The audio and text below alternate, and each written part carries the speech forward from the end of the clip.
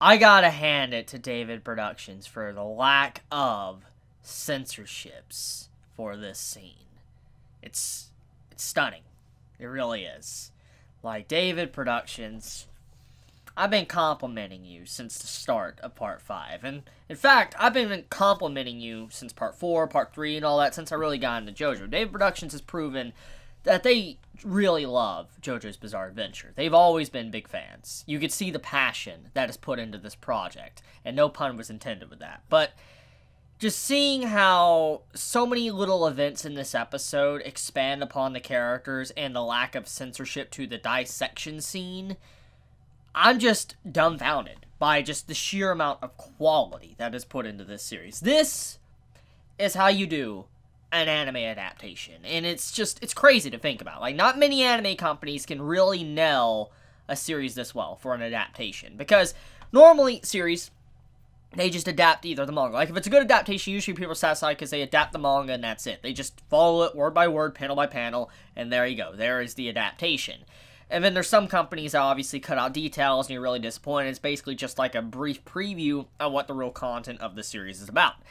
But then you see this. You see David Productions' adaptation of JoJo, and they go a lot further. Like, they go from just one line that describes a character that was, like, set in the manga, and they expand upon it by tenfold. They go completely in and expand upon these characters' backstories because they know how the series is. They've obviously read through Part 5's manga, and onward, they know what's going to happen with the story, so they know what they can do and what they can't do, what they can add in, what they can't add in, that won't conflict with the main story, and just seeing them add in little character details, showcasing the characters that's not just completely silhouettes, I'm very happy. I'm very happy with what David Production just did. This was easily probably my favorite episode of JoJo's Bizarre Adventure Part 5. Easily.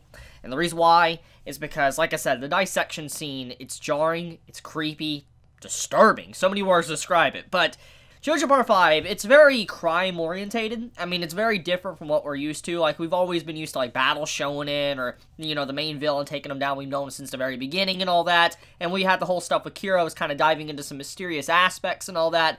But getting into this part with gangs, crime, and all that, it's a very fascinating read and now watch. And seeing how the dissection scene, which you could easily take out of, like, a mystery crime novel or something, was added, I'm just like, yo, seeing the way that was animated, I'm like, bless you, David Productions, for how good of a job you're doing for this production.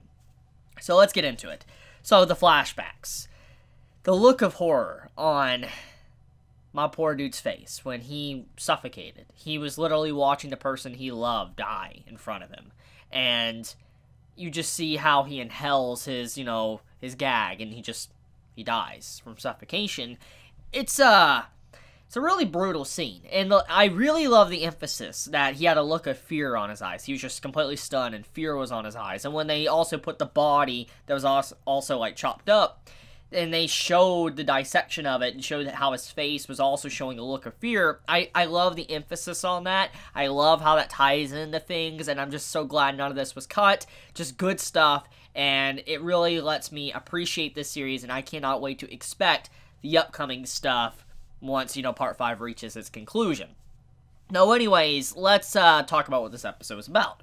So, the main point of this episode, besides Aerosmith versus, Little Feat, it's also about introducing the entire Executioner Squad's group. For instance, everybody that's going to be hunting down our main cast of characters, Giorno and all of them, that's going to be trying to seek, the princess or the daughter of the boss.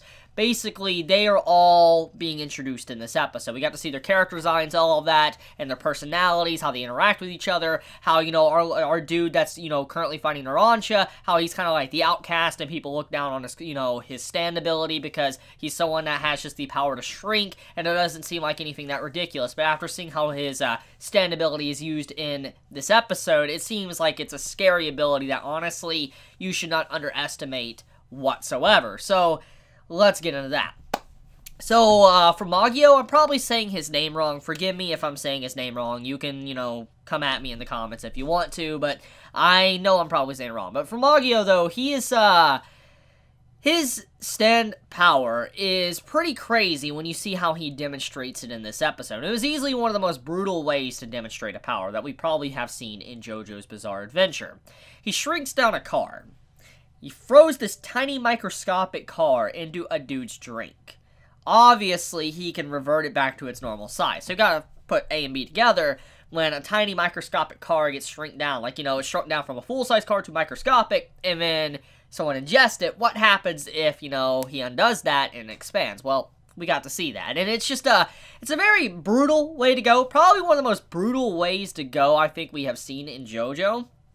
And seeing how, it also killed the dude's lady that was beside him was pretty messed up. Like, holy crap, the carnage of that and how strong his stand is to do that. It puts in perspective that you don't need to underestimate this man. Like, you shouldn't underestimate him, because if you can do something that simple, just flip something into someone's drink that's you can't even see, and then he can expand at any time, he can easily just end you instantly. And that's the danger of his ability. And I think many don't really notice that or think about it. I mean, number one, the man in this episode, yes, he was struggling thanks to what Naranja's stand ability was able to do, but even then, though, we got to see examples of how strong his ability is. Like, he's able to shrink things down, as soon as he instantly undoes it, it propels itself into full size, and it can easily go into someone, which we saw the pin go into Naranja's hand.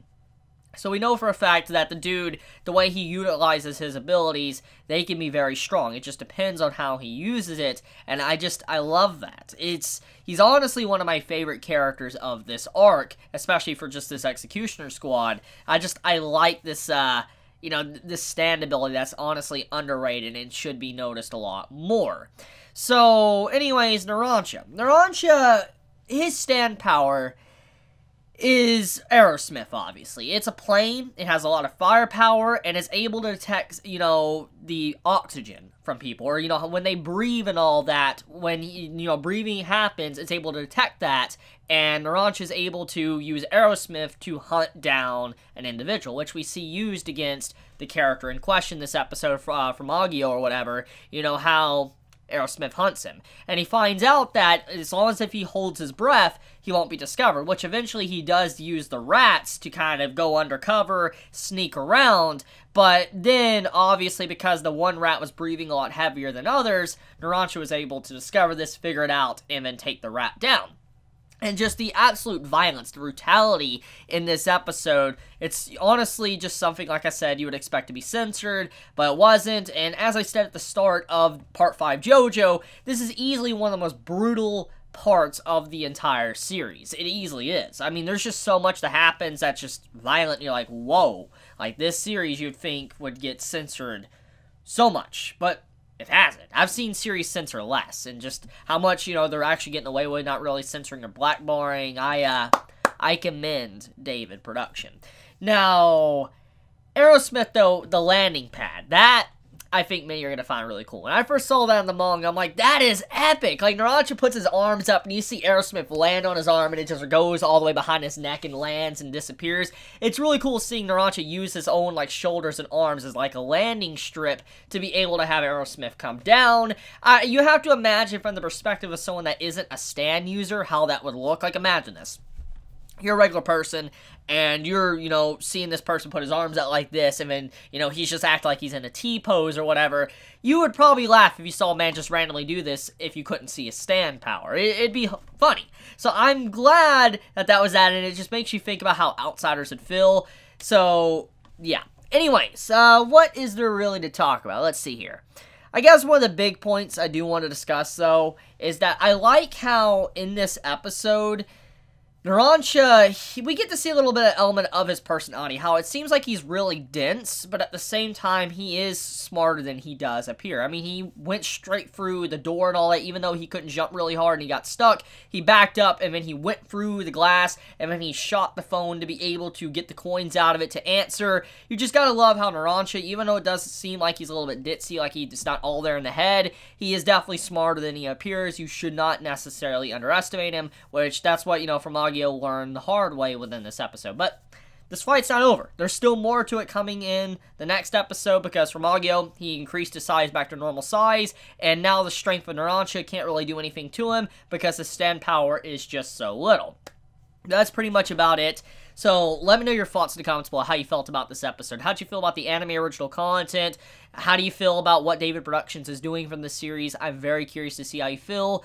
But I love you guys. Be safe. If you enjoy my content, please subscribe. If you like this video, please leave a like. And if you want to get notified for whenever I upload a video, please click the bell icon down below. And with that, Chibi out.